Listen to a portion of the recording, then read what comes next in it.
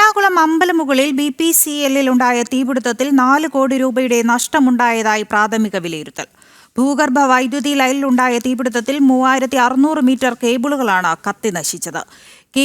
കേബിളുകൾ പുനഃസ്ഥാപിക്കാൻ 5 മാസത്തോളം സമയമെടുക്കുമെന്നാണ് സൂചന.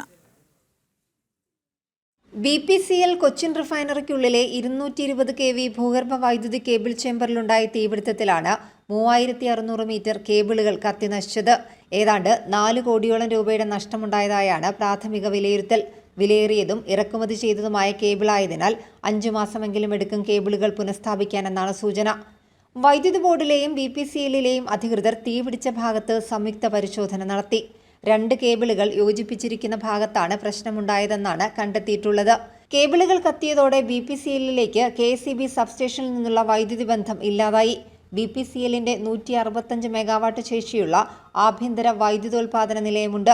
ഇതിൽ നിന്നുള്ള വൈദ്യുതിയാണ് ഇപ്പോൾ കമ്പനിയുടെ പ്രവർത്തനത്തിന് ഉപയോഗിക്കുന്നത്. പൊട്ടിത്തെറിക്കൊപ്പം വൈദ്യുതി കേബിൾ ചേംബറിൽ നിന്ന് കനത്ത പുകയും ഉയർന്നിരുന്നു. പുക ശ്വസിച്ച പ്രദേശവാസികൾക്കും റിഫൈനറി ജീവനക്കാർക്കും ശ്വാസം മുട്ടൽ അനുഭവപ്പെട്ടതോടെ 50ഓളം പേരെ ആശുപത്രിയിൽ പ്രവേശിപ്പിച്ചിരുന്നു. നിലവിൽ സ്ഥിതി നിയന്ത്രണ വിധേയമാണെന്ന് കൊച്ചിൻ റിഫൈനറി അധികൃതർ അറിയിച്ചു. KSEBയുടെ ബ്രഹ്മപുരം 220 kV സബ്സ്റ്റേഷനിൽ നിന്ന് അമ്പലമുകൾ 220 kV സബ്സ്റ്റേഷനിലേക്ക് 5 കിലോമീറ്റർ ഭൂഗർഭ വൈദ്യുതി കേബിളുകളാണ്. അമ്പലമുകളിൽ നിന്നുള്ള ഈ ഭൂഗർഭ കേബിളുകൾ റിഫൈനറിക്കുള്ളിലുള്ള ചേംബറിലൂടെയാണ് കടന്നുപോകുന്നത്. ജനം, കൊച്ചി.